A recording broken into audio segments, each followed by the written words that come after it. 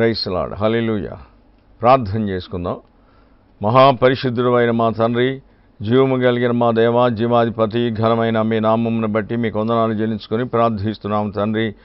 ఈ సమయంలో నాయన మీ బిడ్డలకు తగినటువంటి వర్తమానాన్ని మీరే అందించండి నాయన. మా నోటికి మీరే బోరగా ఉండండి. మీ కుమారుడైన యేసుక్రీస్తునకు మహిమ ఘనత తెచ్చుకోండి.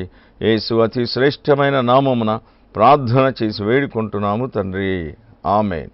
క్రీస్తునందు ప్రభు బిడ్డలారా, ఈ సమయంలో పరిశుద్ధ గ్రంథముల నుండి దానియేలు గ్రంథం 10వ అధ్యాయము 4-7 వచనాల్లో ఉన్నటువంటి కొంత అమూల్యమైనటువంటి సంగతులను గురించి ఈ సమయంలో మనం విందాం. దేవుని యొక్క వాక్యాన్ని శ్రద్ధగా వినాలని నేను మనవి చేస్తా ఉన్నాను. క్రీస్తునందు ప్రభు బిడ్డలారా, ఈ సమయంలో దానియేలు అనేటువంటి ఆయన బబులోను రాజ్యంలో బానిసగా ఉన్నాడు ఒకానొక సమయంలో.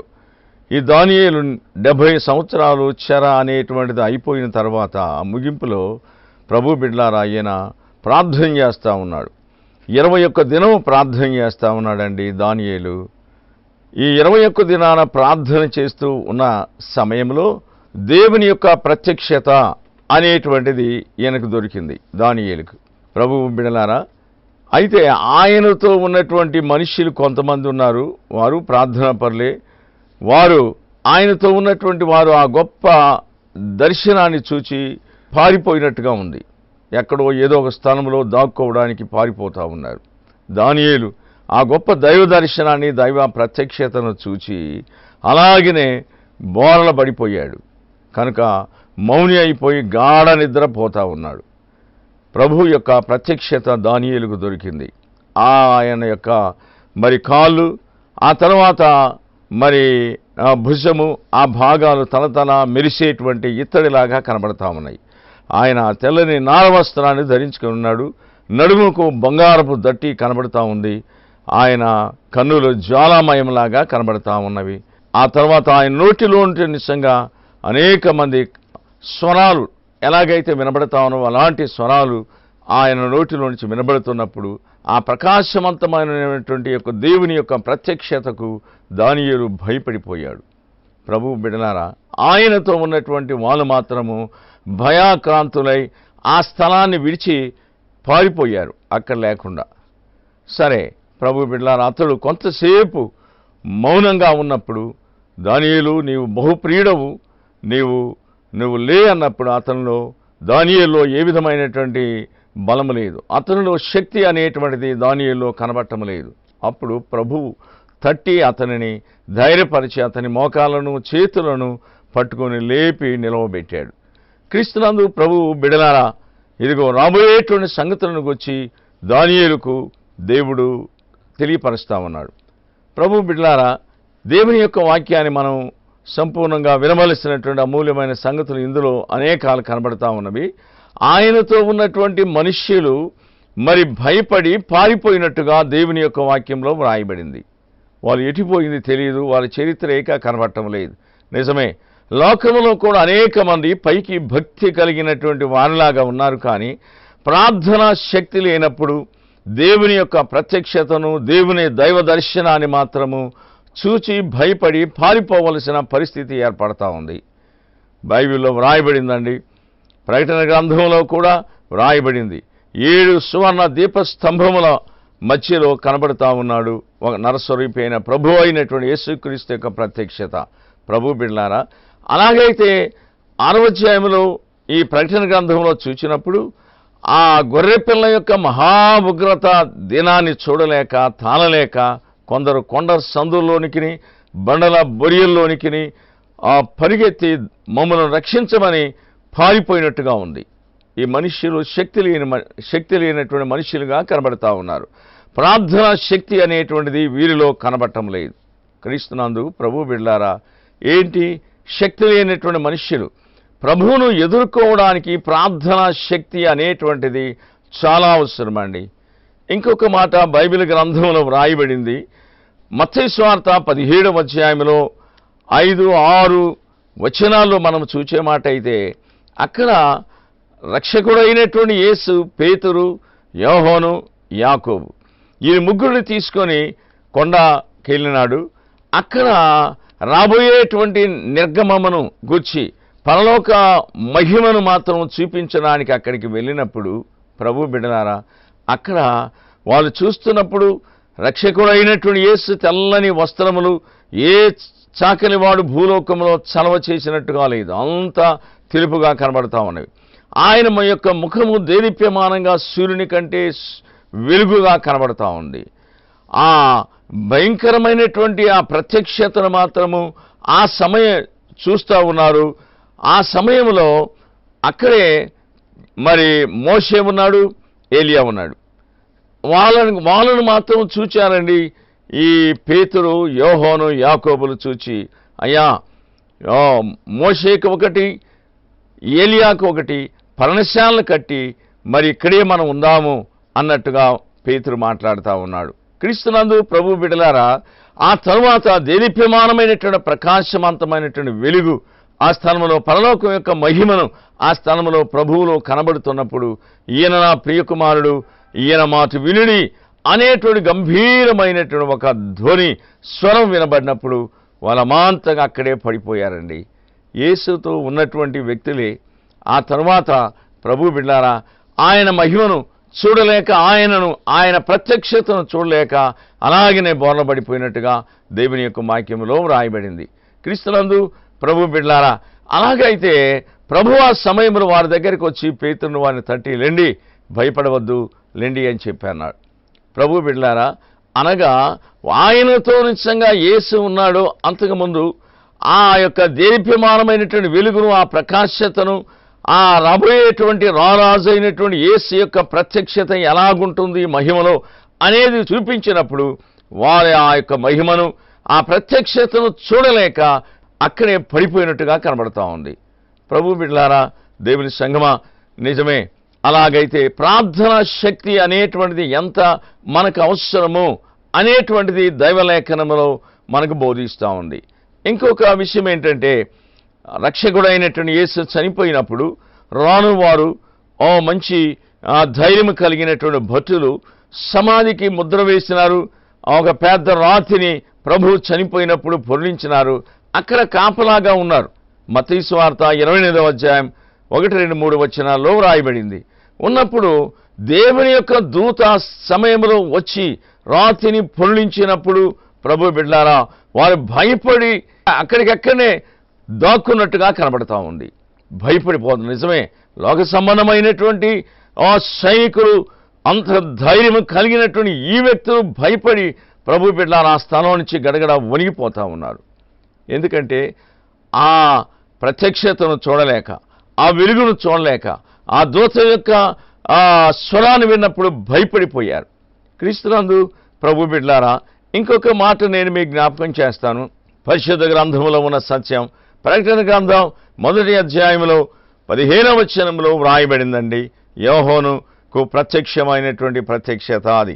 దీనిని మహిమ ప్రత్యక్షత అని కూడా చెప్పొచ్చండి. దానియేలు గ్రంథంలో ఉన్న దానియేలుకును యోహానుకును చాలా దగ్గర సన్నిహిత సంబంధం కనబడతా ఉంది. ఏంటి అంటే, ఈయనకు కూడా మహిమ ప్రత్యక్షతే కనబడింది. యోహానుకు కూడా నరసవైపోయిన ప్రభు అయినటువంటి యేసుక్రీస్తు యొక్క ప్రత్యక్షత. ప్రభు బిడ్డలారా, ఈయన యొక్క ఆ శరీరము దగదగ కొలిమిలో పుట్టమేయబడినటువంటి బంగారంలాగా మెరుస్తూ ఉందండి. అలాగునే ఆయన యొక్క వస్త్రములు దగదగ మెరుస్తూ ఉన్నాయి. ఆయన నోటిలో 2 అంచులు పదును కలిగిన కత్తి కనబడతా ఉంది. సూర్యుని కంటే దేదీప్యమానమైనటువంటి వెలుగు ఆయన ముఖంలో కనబడతా ఉంది. ఆయనని చూచి చచ్చినటువంటి వాడిలాగా ఆయన పాదాల మీద పడిపోయినప్పుడు, యోహాను, యోహాను, లే, భయపడవద్దు, నేను మొదటి వాడను, కనపడి వాడను, మృతుడనైతే కానీ యుగయుగములు జీవించేటువంటి వాడను కనుక మరణం యొక్కయు పాతాళం యొక్కయు తాళపు చేతులు నా చేతిలో ఉన్నాయని ప్రభువు చెప్పాడు. అందుకని ఈ 7 సువర్ణ దీప స్తంభముల మధ్య ఉన్న సంగతి ఏంటంటే, ఎఫెసీ, స్వర్ణ, తుయితైరా, సార్దీస్, ఫిలదెల్ఫియా, లవొదికీయ అని 7 సంఘాలకి వ్రాయి యోహానని చెప్పి తెలియపరుస్తా ఉన్నాడు. క్రీస్తునందు ప్రభు బిడ్డలారా, దేవుని యొక్క వాక్యాన్ని వినేటువంటి సహోదరులారా, అలాగైతే ఆయన యొక్క ప్రత్యక్షత మనము ఆయన యొక్క రాకడలో రాజులకు రాజు, ప్రభువులకు ప్రభు అయినటువంటి యేసు యొక్క ప్రత్యక్షతను మనము ఎదుర్కోవాలంటే మనము నిజంగా ఎంత ప్రార్థనా శక్తి కలిగినటువంటి వ్యక్తులమై ఉండాలా అనేటువంటిది ప్రతి వారు కూడా తెలుసుకోవాలండి. ఏదో చేస్తున్నామంటే చేస్తున్నాం ప్రార్థనని, పోతున్నామంటే మందిరానికి పోతున్నామని ఇలా కాదండి.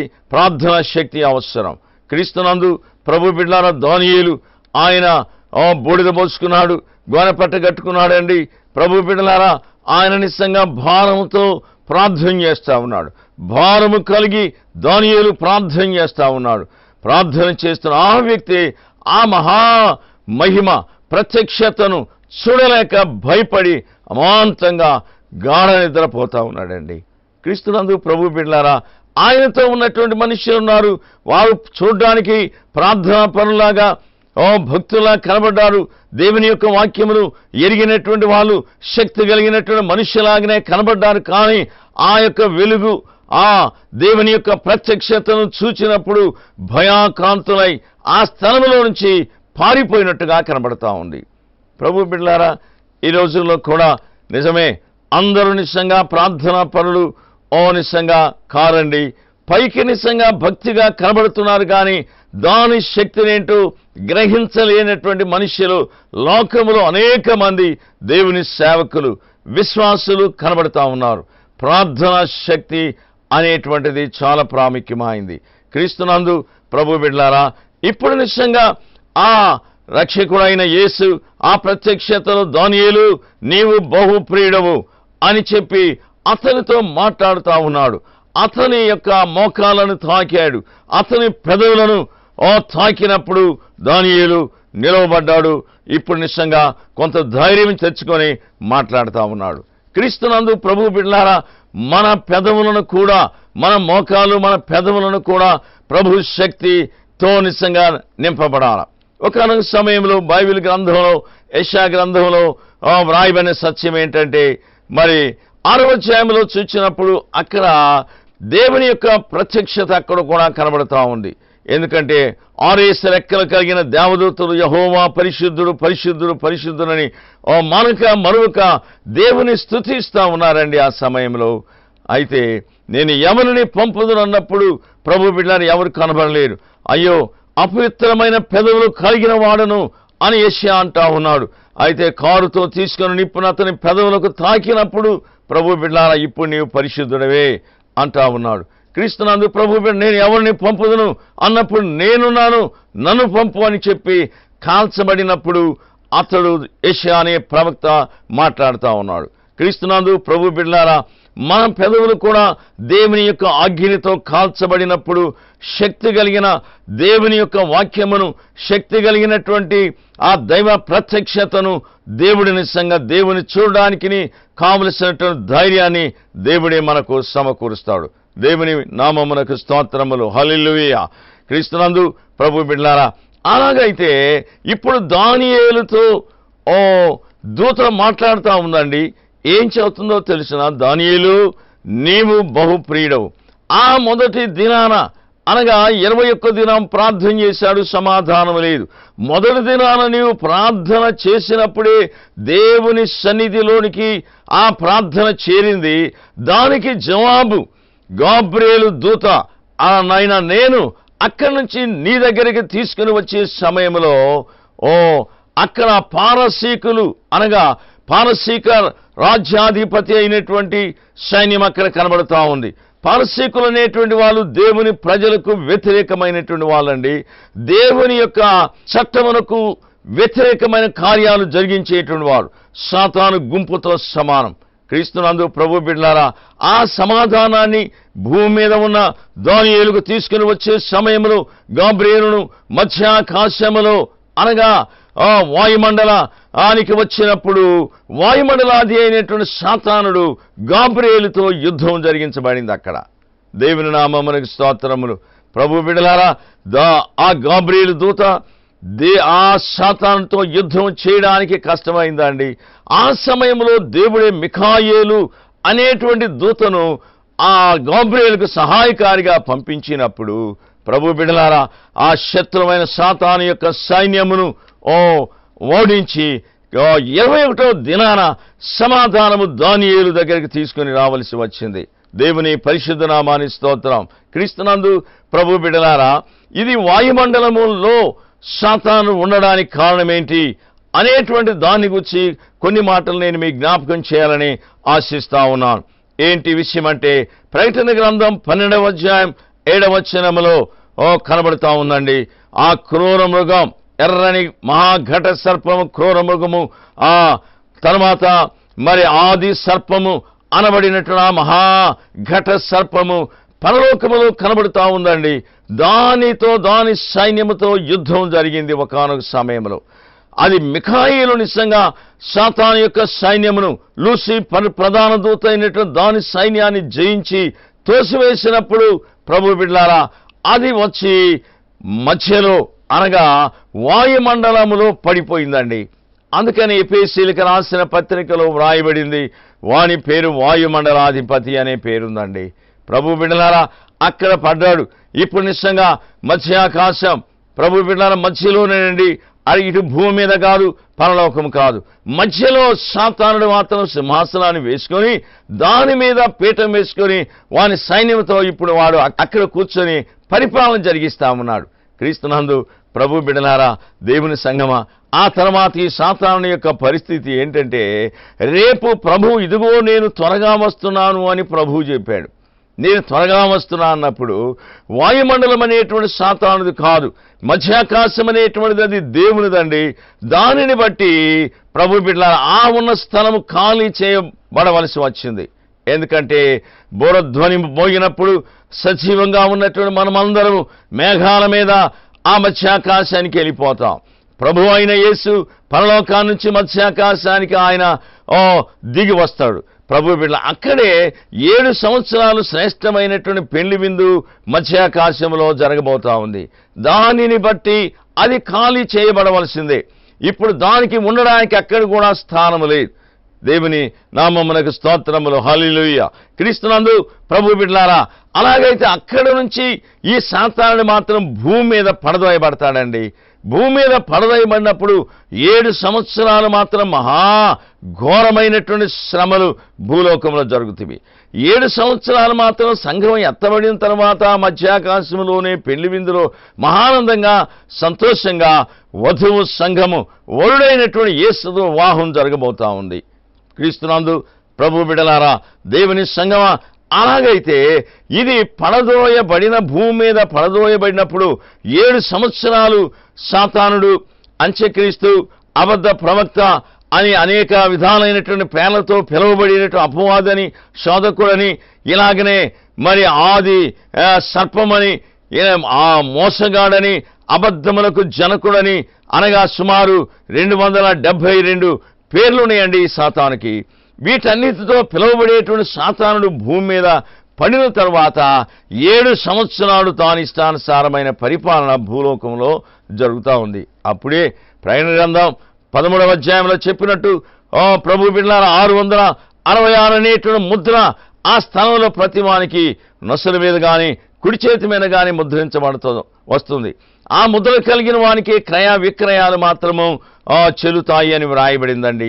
క్రీస్తునందు ప్రభు బిడ్డలారా, అక్కడ నుంచి సాతానుడు 7 సంవత్సరాలు జరిగిపోయిన తర్వాత ప్రభు బిడ్డలారా అగాధములో అనగా అక్కడ అనగా అది ప్రభు అయిన యేసు పరలోకా నుంచి 1000 పరిశుద్ధులతో దిగి వచ్చిన తర్వాత హర్మెగెదోను అనేటువంటి యుద్ధం జరిగిన తర్వాత ఈ సాతానుడు మాత్రము పాతాళానికి తోయబడతాడు. ఆ యెషయా గ్రంథంలో చెప్పినట్టు 14వ అధ్యాయంలో ప్రభు బిడ్డలారా ఈ సాతానుడు పాతాళానికి తోయబడతాడు. పాతాళంలోంచి నరకములో ఒక మూలకు తోయబడతాడని దేవుడి యొక్క వాక్యంలో వ్రాయబడింది. క్రీస్తునందు ప్రభు బిడ్డలారా అలాంటి శక్తి గల్లోడండి లూసిఫర్ వాని యొక్క దూతలు. అయితే వాడు ఈ వర్తమానం తీసుకునేటువంటి గాబ్రియేలుతో యుద్ధం జరిగించబడింది. దేవుని పరిశుద్ధ నామానికి స్తోత్రం. అందుకనే 21 దినము ఆలస్యం అయిపోయింది దానియేలుకు సమాధానం రావడానికి దేవుని సముఖంలో నుంచి. క్రీస్తునందు ప్రభు బిడ్డలారా అలాగయ్యే మాట అయితే మన ప్రార్థన అనేటువంటి దేవుని సన్నిధిలోనికి చేరడానికి మనం ఎంత నిష్ఠగా ఉండాలా, ఎంత నియమముగా ఉండాలా, ఎంత పరిశుద్ధంగా మనం జీవించాలా. ప్రభు బిడ్డలారా దేవుని యొక్క వాక్యముతో మనం ఎల్లప్పుడూ నింపబడి నిశ్చయంగా ముందుకు సాగేటువంటి బిడలముగా మనము కనబడాలా. ఇంకొక మాట జ్ఞాపకం చేస్తాను. రక్షకుడైనటువంటి యేసు ఆయన ఎదుట మనము నిలవబడాలంటే ఎఫెసీయులకు రాసిన పత్రికలో 5వ అధ్యాయం 27వ వచనంలో వ్రాయబడిందండి. ప్రభు బిడలారా, సంఘము అనేటువంటిది మనము నిశ్చయంగా సంఘము కొరకు రక్షకుడైన యేసు ఆయన తన ప్రాణాన్ని అర్పించాడు. అందుకనే సంఘం అనేటువంటి ఈ స్త్రీలో మాత్రం కలంకము కానీ, ముడత కానీ, మచ్చ కానీ, డాగు కానీ ఏ విధమైనటువంటి ఉండకూడదు. అయితే వాక్యముతో ఉదక స్నానము చేయబడాలని వ్రాయబడిందండి. ప్రతి విశ్వాసి, ప్రతి భక్తుడు కూడా దేవుని యొక్క వాక్యముతో మరి ఉదక స్నానం అంటే స్నానం చేయబడాల. ఏదో కొంచెం నీరు నేను పోసుకుంటే సరిపోద్దంటే సరిపోదండి. దేవుని యొక్క వాక్యం చాలా ప్రాముఖ్యమైంది. వాక్యముతో ఉదక స్నానం చేయాలని ప్రత్యేకంగా వ్రాయబడింది. ప్రభు బిడ్డలారా, అలాగైతే నీవు నిలబడినా, కూర్చున్నా, నడిచినా దేవుని యొక్క వాక్యంతో నీవు నింపబడాలా. ప్రభు బిడ్డలారా, అందుకని దేవుని యొక్క వాక్యముతోనే ఉదక స్నానం అండి. నీలో ఏమైనా మచ్చలున్నా, డాగులున్నా, మరకున్నా, ఏదున్నా సరే ప్రభు సముఖంలో నీవు నిలబడలేవు, సమస్య లేదు. ప్రభు బిడ్డ అందుకనే తన్ను తాను సమర్పించుకొని ప్రభు బిడ్డలారా మనందరి కొరకు అనగా సంఘం అనేటువంటి సంఘము కొరకు తన ప్రాణాన్ని ధారపోశాడండి రక్షకుడైనటువంటి యేసు. ఎందుకంటే ఇలాంటి ముడతలు కలంకాలు లేకుండా తన ఎదుట నిర్దోషమైనటువంటి సంఘముగా తన్ను తాను నిలవబెట్టుకోవాలే అనే ఉద్దేశం అండి ప్రభువుది. క్రీస్తునందు ప్రభు బిడ్డలారా, ఎందుకంటే ఆ సంఘాన్ని చూడాలని. ఏంటో తెలిసిన ఆశ. ఆదాము నాడు మొట్టమొదటి సృష్టి ఆరంభంలో ఆదామును దేవుడు తన చేతి ద్వారా చేశాడంటే మట్టి ముద్ద. చేసిన తర్వాత వానికి నాసికారంధ్రంలోంచి జీవవాయువు ఉన్నప్పుడు జీవించే ఆత్మ ఆయన అని వ్రాయబడింది. ప్రభు బిడ్డలారా, ఆదాముకు సాటి అయిన సహాయం అవసరం అని చెప్పి ఆదామునకు గాఢ నిద్ర కలుగజేసి ప్రభు బిడ్డలారా కొంచెము శరీరము, కొంచెం మాంసము, ఒక ఎముకతో ఒక స్త్రీని సృజించండి. కనుక ఆదాము గాఢ నిద్రలోంచి లేచి నాలో నుంచి వచ్చింది నారి అన్నాడు. నిజమే, ఆదాము యొక్క సౌందర్యాన్ని రక్షకుడైనటువంటి యేసు చూస్తూ ఉన్నాడండి. ఎందుకంటే నా పోలిక అని. అలాగనే ప్రభు బిడ్డలారా, ఆదాములు మొదటి ఆదాములోంచి ఎలాగైతే అవ్వచ్చిందో చివరి ఆదాము అనబడిన రక్షకుడైన యేసు శిలువలో తనలో నుంచి ఉద్భవించింది క్రైస్తవ సంఘం. ప్రక్కలో పొడవబడిన గాయముల నుంచి బయటికి ఉద్భవించిందే క్రైస్తవ సంఘం. కనుక ప్రభు బిడ్డలారా, ఆ సంఘాన్ని ఆయన నిలవబెట్టుకోవాలని, తన ఎదుట మంచిగా ఉండాలని ఆయన సంతోషిస్తూ ఉన్నాడు. క్రీస్తునందు ప్రభు బిడ్డలారా, అలాగైతే ఆయన నమ్ముకున్నటువంటి దేవుని పిల్లలమైనటువంటి మనము ప్రార్థనలో శక్తి కలిగినటువంటి వ్యక్తులమై ఉండాలి. నీలో ప్రార్థన లేదనుకో ఆయన ఎదుట నిలవబడ్డాం చాలా కష్టమండి. అందుకని 1 కొరింథీ 4వ అధ్యాయం 20వ వచనంలో ఉంది, దేవుని రాజ్యము మాటలతో కాదు శక్తితో కూడినది అని రాయబడిందండి. పౌలు రాస్తా ఉన్నాడు, దేవుని రాజ్యం అనేది ఏదో మాటలు చెబితే సరిపోదయ్యా, శక్తితో కూడింది అన్నాడు.